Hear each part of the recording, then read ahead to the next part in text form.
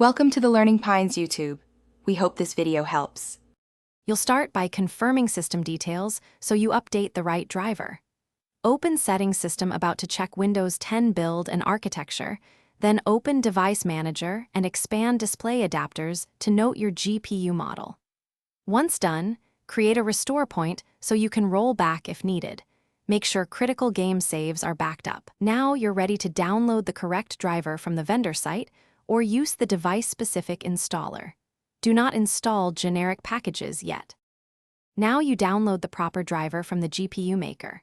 Go to the manufacturer's support page, enter your GPU model, select Windows 10 64-bit if applicable, and choose the latest WHQL certified package.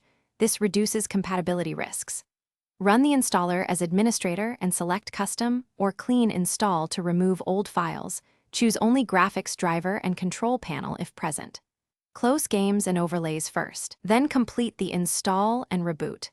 This ensures the new driver initializes cleanly and your settings apply. Finish by confirming the update applied correctly. Open Device Manager and check the driver version and date. Also open the GPU control panel to confirm settings. Once verified, launch a game or run a short benchmark to test stability and performance. Pay attention to crashes, artifacts, or driver errors.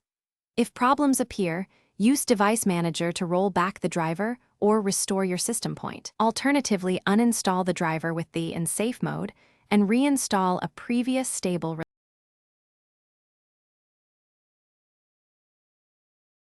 Thanks for watching.